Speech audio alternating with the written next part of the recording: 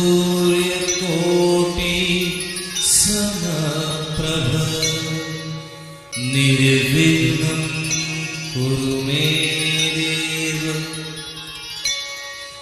सर्वकार्येषु सर्वदा।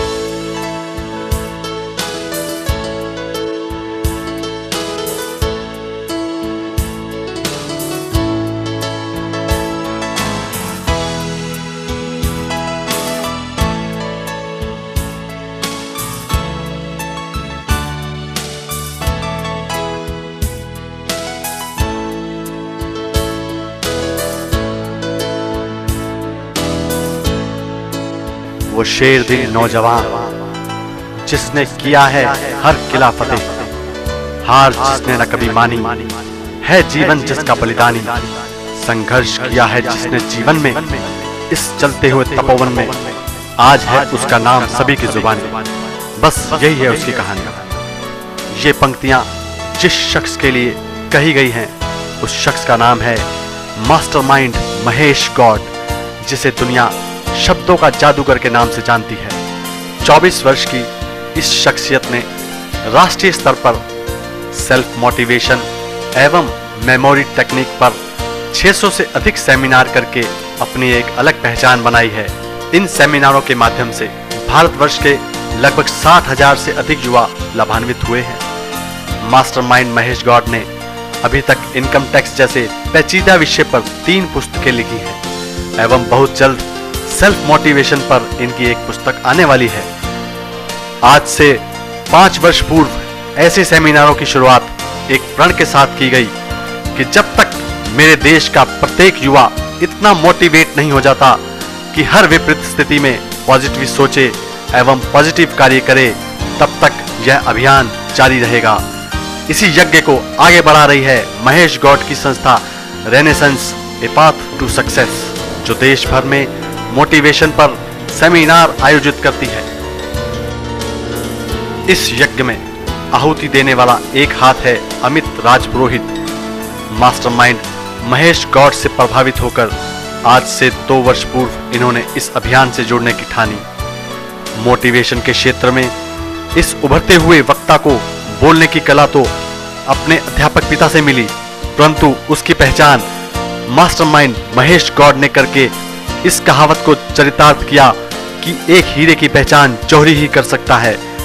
अमित राजपुरोहित एक वक्ता होने के साथ साथ एक अच्छे कवि और लेखक भी हैं।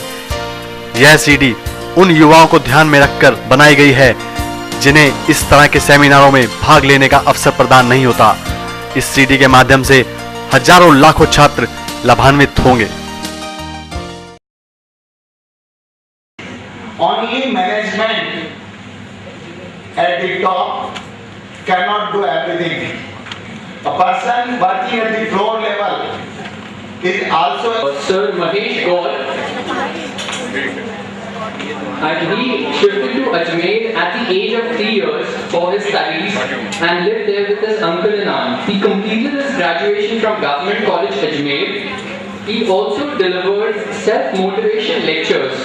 The student confidence has no bounds after hearing him. they started calling him as one of the magical voice. His first book entitled क्या हम इनकम टैक्स बचा सकते हैं, just at the age of 22 years.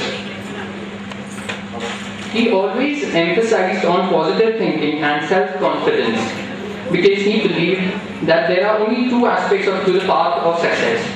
He always believed his working a line ahead from the people of his class, that is to be unique in all aspects. This is not boasting about himself, but once he had delivered a seminar on corporate laws and mercantile laws. He made them a heart by section 298 in a span of 1 hour and 25 minutes, since he was given a degree of mastermind. With this, he had displayed his extraordinary skill and abilities in the sector of learning and delivering. There are certain accomplishments made by Sir Mahesh Gaur, 3 years of continuous teaching at CA Final Direct Tax level, 4 years teaching in PCC, Income Tax, 4 months teaching experience in ICAI ITE Center. There are a number of books which he has made. First one, क्या हम income tax से बच सकते हैं, क्या income tax हो सकता है zero, earn max, save tax, and last कदमों में है जहां मुट्ठी में है आसमान. He has many other additional achievements. More than 600 presentations on self-motivation and memory enhancing in several seminars and workshop organizations by union, various education institutes, professional bodies and social organizations. Thank you. I would like to call Mahesh Gaur.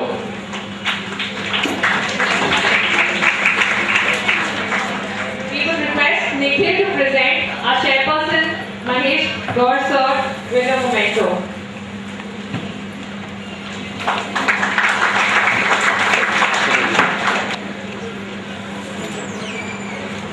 मुझे लगता है कि उन्हें charge करने की जरूरत है. मैं अमित राजपूत को इनवाइट करता हूं पहले स्टूडेंट को चार्ज करने के लिए. जिस तरह महाभारत ने भगवान श्री कृष्ण ने अर्जुन को अपने विराट रूप के दर्शन कराने के लिए दिव्य दृष्टि प्रदान की थी, क्योंकि साधारण आंखों से कोई मनुष्य भगवान के दर्शन नहीं कर सकता. इसी तरह आने वाले 40-50 मिनट्स में आपको यहाँ पे जो भी सिखाया जाने वाला है उसके लिए आपका चार्ज होना बहुत जरूरी है. फ्रेंड्स, मेरे गुड इवनिंग का जिस तरह से आप लोगों से मुझे रेस्पॉन्स मिला है, मुझे लग रहा है कि आपका चार्ज होना बहुत जरूरी है. तो आइए मैं आपको चार्ज पे देता हूँ. Please friends, good evening everybody. Once again good evening everybody. Yes, अब मुझे लग रहा है कि आप सभी चार्ज हो गए. अब आप लोग का चार्ज हो गए और हमारा क्या, अब आप हमें भी चार्ज कर दीजिए. नहीं समझे? आई लक्ष्मी. फ्रेंड्स, भारत रत्न के योग गुरु श्री बाबा रामदेव के अनुसार तालियां बजाने के 3 फायदे हैं. पहला, आपके हाथों का रक्त संचार, ब्लड सर्कुलेशन ठीक तरह से होता है. दूसरा फायदा है कि आपके अड़ोस पड़ोस में किसी को नींद आ रही है, वह जाग जाता है. और तीसरा फायदा यह है कि आपका जो बनता है, आपका जो स्पीकर है चार्ज हो जाता है, उसका हौसला बढ़ जाता है. सो प्लीज,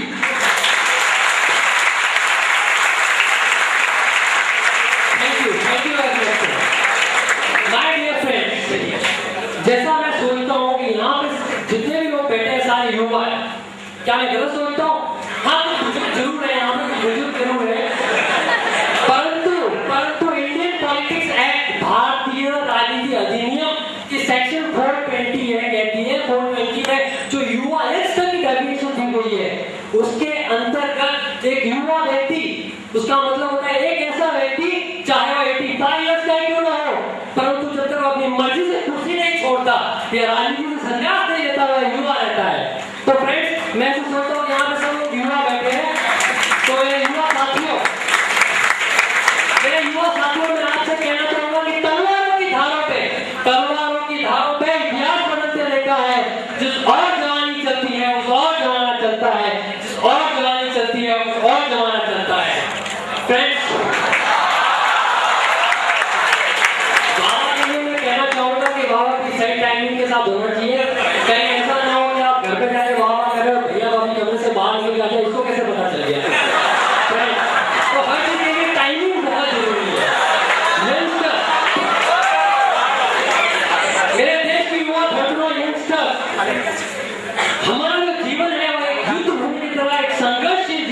भूमि की तरह हम हर रोज एक नया युद्ध लड़ते हैं, हर रोज एक नया युद्ध लड़ते हैं। फ्रेंड्स, जैसा कि आप सभी जानते हैं, युद्ध के दो परिणाम होते हैं, जानते हैं ना? एक युद्ध के दो परिणाम होते हैं, जानते हैं ना?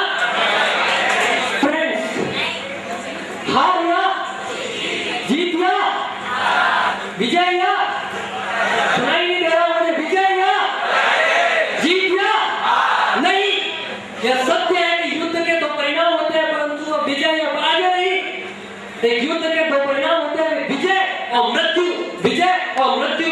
इन्हें मैं इन पंक्तियों में बयान करना चाहूंगा कि हार को नकार चल, हार को नकार चल, पर जीत को पुकार चल, हार को नकार चल, पर जीत को पुकार चल। एक युद्ध के परिणाम को मृत्यु दो या मृत्यु दो, युद्ध भूमि, युद्ध भूमि, युद्ध की है युद्ध भूमि। फ्रेंड्स, टाइमिंग का ध्यान रखिएगा, टाइमिंग बहुत जरूरी है हर चीज के लिए। फ्रेंड्स, यह तो एक सभी युवाओं की बात, परंतु यह जो प्रोग्राम है, अपना प्रोग्राम है सीए स्टूडेंट से रिलेटेड है, तो मैं सीए स्टूडेंट होने के नाते सीए स्टूडेंट के बारे में बात करना जरूर चाहूंगा कि सीए स्टूडेंट का जीवन भी किसी युद्ध से कम है, सीए स्टूडेंट का जीवन किसी युद्ध से कम है। रोज हम एक नया युद्ध लड़ते हैं, रोज सुबह 5 बजे उठ के क्लास के जाना, रोज सुबह 5 बजे उठ के क्लास के जाना किसी युद्ध से कम है नहीं। और वह भी तब जब रात को 3 बजे सोते हो। मैं ये नहीं कहूँगा क्यों सोते हैं, मैं मानता हूँ सब पढ़ाई करते हैं, मैं ये नहीं कहूँगा आपने नाइट आउट किया है या अपने गर्लफ्रेंड से बातें करते हैं, मैं यही समझता हूँ कि आप सब पढ़ाई करते हैं। फ्रेंड्स, रोज सुबह उठ के 5 बजे क्लास के लिए जाना किसी युद्ध से कम है नहीं। रोज सुबह बसे विराट की ट्रेन में चढ़ना उतरना किसी युद्ध से कम है। फ्रेंड्स, साकी नाका का ट्रैफिक झेलना आर्टिकलशिप के लिए किसी युद्ध से कम है।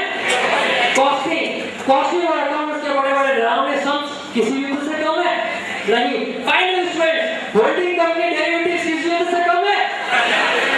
फ्रेंड्स, और सबसे बड़ा युद्ध तो हर नवंबर और मई के मंथ में आता है। फ्रेंड्स, हर बार, हर नवंबर, हर मई युद्ध लड़ते जाओ। फ्रेंड्स, माय डियर फ्रेंड्स, और इस युद्ध से हर सीए स्टूडेंट भयभीत रहता है, और इस भय को कैसे निकाला जाए, इस डर को कैसे निकाला जाए, युद्ध पे कैसे विजय प्राप्त की जाए, यही आपको मास्टरमाइंड महेश गौड़ आज बताएंगे यहाँ पे। माय डियर फ्रेंड्स, हर युद्ध को जीतने के लिए, माय डियर फ्रेंड्स, हर युद्ध को जीतने के लिए कुछ हथियारों को वेपन्स की जरूरत रहती है। तो हमारे लिए हथियार AK-47 नहीं है, RDX नहीं है, हमारे लिए हथियार है कॉन्फिडेंस, मोटिवेशन, विल पावर। और इन हथियारों को कैसे हासिल किया जाए, कैसे प्राप्त किया जाए, उनका किस तरह से इस्तेमाल किया जाए, यह मास्टरमाइंड महेश गौड़ आपको बताएंगे। मास्टरमाइंड महेश गौड़ का इंट्रोडक्शन तो मेरे फ्रेंड वरुण ने दिया है, परंतु मैं संक्षिप्त रूप में अपनी कविता के रूप में मास्टरमाइंड का इंट्रोडक्शन देना चाहूंगा कि एक जवान शेर दिल रहता है, एक जवान शेर दिल रहता है, हर किला फतेह वो करता है, एक जवान शेर दिल रहता है, हर किला फतेह वो करता है, हार कभी न मानी है, जीवन उसका बलिदानी है, संघर्ष किए है जीवन में, संघर्ष किए है जीवन में, इस जलते हुए तपोवन में, उसका नाम सभी की जुबानी है, बस इतनी उसकी कहानी है, बस इतनी उसकी कहानी। Please Mahesh Gaur sir, thank you. हमारे हौसलों की असली उड़ान अभी बाकी है, अभी तो नापी है मुट्ठी पर जमीन, अभी नापना पूरा आसमान बाकी है।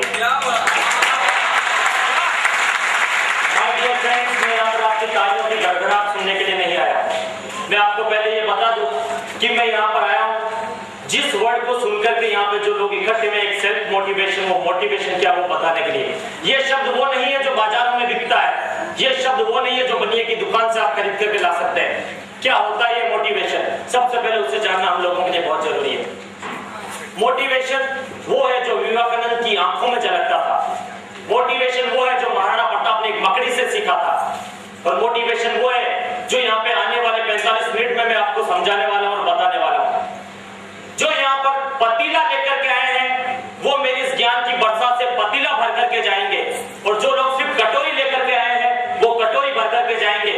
लेकिन कुछ लोग ऐसे भी हैं यहाँ पर जो ये सोच करके आए हैं, सर हम तो छाता भी लेकर के आए और रेनकोट भी पहन करके आए, हमारा क्या। मेरा दावा है उन्हें भी गीला करके भेजूंगा, सूखा नहीं जाने दूंगा यहाँ से।